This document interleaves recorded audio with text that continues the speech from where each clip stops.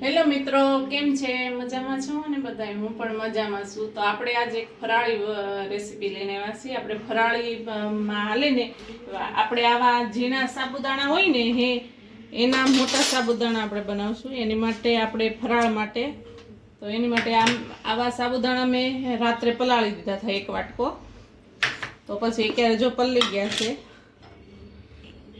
પલળી ગયા છે, આવા હાવ થઈ જવા જોઈએ ને. આપણે ફરાળી મીઠું જોશે તો આપણે છે ને પાણી ગરમ કરવા રાખી દીધું છે કે સુધી આ સાબુદાણા છે ને એને આપણે થોડાક આવી રીતે આમ મેસરથી મેશ કરી નાખીએ. હાવ મેશ કરી નાખવાના.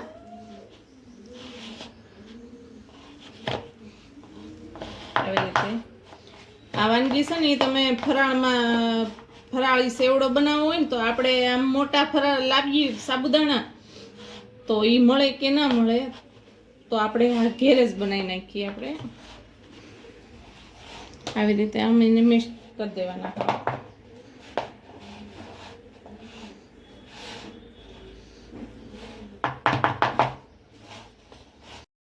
જો આપણે આ સાબુદાણા હાવ મિક્સ થઈ ગયા છે.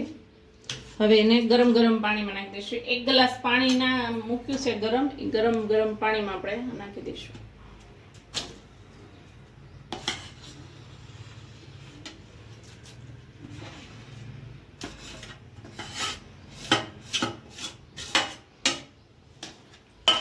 વાટકો સાબુદાણામાંથી કેટલા બનશે? એને છે ને સાવ કાચ જેવા ના થઈ જાય ને ક્યાં સુધી એને આપણે પકાવવાના છે. ધીમા ગેસે, એકદમ ફૂલ ગેસે નથી કરવાનો, ધીમા ગેસે આપણે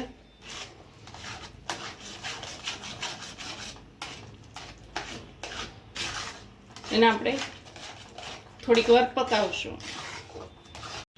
જો આપણા સાબુદાણા બધા થઈ ગયા છે ને એકદમ કાચ જેવા થઈ ગયા ને, એમાં આપણે હવે ફરાળી મીઠું નાખી દઈશું. તો આપણે છે ને અડધી ચમચી મીઠું નાખી દઈશું. મીઠું નાખી પછી એને હલાવશું એટલે બધું મિક્સ થઈ જાય. એકદમ કાચ જેવા થઈ ગયા છે. જો એમાં મારે થોડુંક વધારે પાણી 1 ગ્લાસ પાણી નાખ્યું હતું ને 1 ગ્લાસ પાછું ગરમ કરીને 1 ગ્લાસ પાણી નાખ્યું. તમારે જો એવું ઘટે તો તમે પણ પાણી સાઈડમાં ગરમ કરીને 1 ગ્લાસ પાણી નાખી શકો છો. થોડું કરીને જો ઘટે ને તો મારે 1 ગ્લાસ પાણી પાછું જોયું એટલે કુલ 2 ગ્લાસ પાણી મારે નાખવામાં આવ્યું હતું. જો આ 2 ગ્લાસ પાણી મેં નાખ્યું હતું. જો થઈ ગયા ને આપણે સાબુદાણા એકદમ રેડી. ઓકે,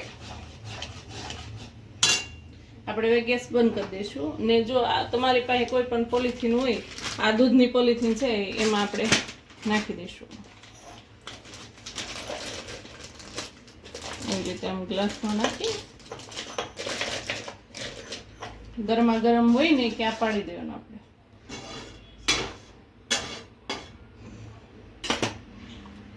આવી રીતે આમ ગેસ બંધ કરી દેવાનો.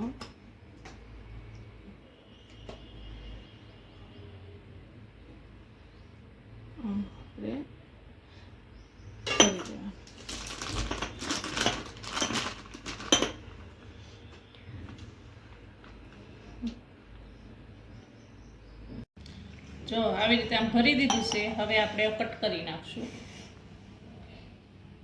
જોડા રાખવાય આપણે પછી આવી રીતે આમ આપણે ડ્રોપ પાડશું એક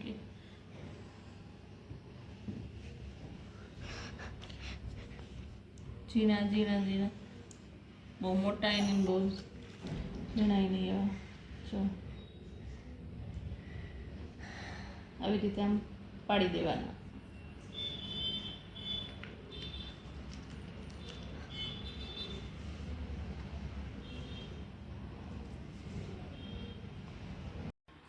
જો 1 વાટકો સાબુદાણા હતા. 1 વાટકો સાબુદાણામાં જો એટલા બન્યા છે મોટા સાબુદાણા. જો 1 વાટકો જતા 1 વાટકોમાં એટલી બન્યા. જો હવે આપણે પંખા નીચે એને સુકવવા દઈશું. રાત થશે ક્યાં સુકાઈ જશે પંખા નીચે. એને કઈ તડકો ને એવું કઈ જરૂર પડતી નથી. એટલે હવે પછી રાતે આપણે સુકાઈ જશે. જો આપણે જે સાબુદાણા બનાવ્યા હતા ને એ સાબુદાણા સુકાઈ ગયા છે, સુકાઈને જવા થઈ જશે. તો આપણે હવે એનો ફરાળી સેવડો બનાવશું. તો તેલ ગરમ થઈ ગયું છે. આપણે હવે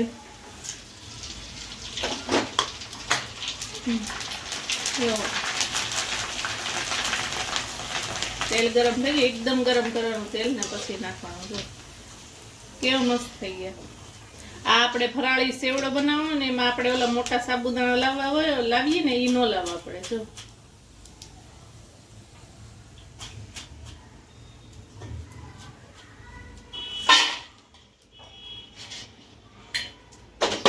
હવે થોડાક બીજા તળી ગયા.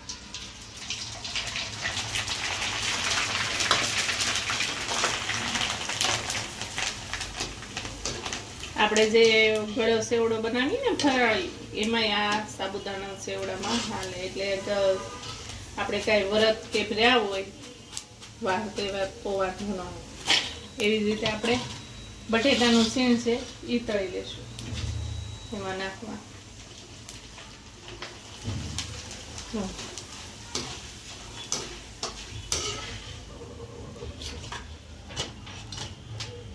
બધી એવી રીતે તળી લઈશું.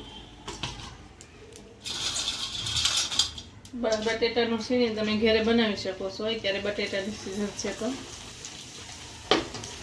સીણ બનાવવાની સિઝન છે તો ઘરે પણ બનાવી શકો તમે.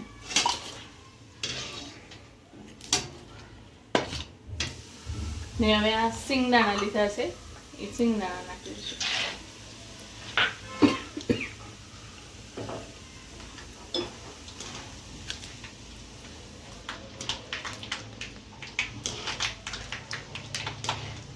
હવે આપણા સિંગદાણા, સાબુદાણા ને બટેટાની વેફર, આ બટેટાનું સીણ છે. કોઈ ઘરે બનાવે, કોઈ તૈયાર પણ લઈ આવે, તૈયાર પણ મળે. આપણા દાણા પણ સિંગદાણા પણ તળાઈ ગયા છે.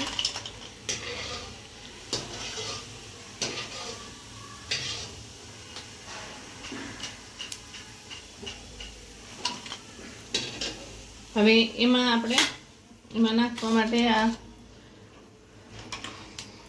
પીસેલી ખાંડ છે એને નાખી દઈશું. ખાંડની ગળપણ માટે. આમ તો આ ગળ્યો જ સેવડો હોય.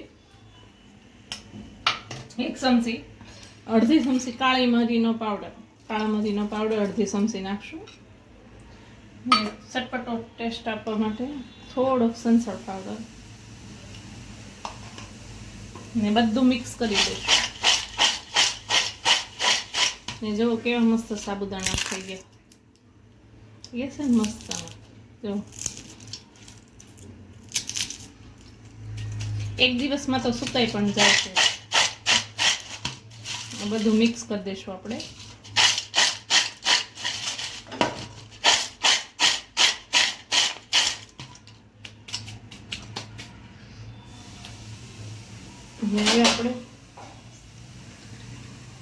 હવે આપણે સર્વ કરી દઈશું.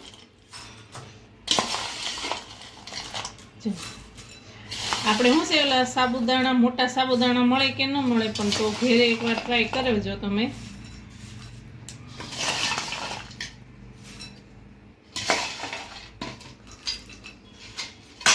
જો તૈયાર છે આપણા ક્રિસ્પી સાબુદાણા. જો તમને મારો વિડીયો સારો લાગ્યો હોય તો લાઈક કરો, શેર કરો, સબસ્ક્રાઇબ કરો. ભલે મિત્રો, બાય.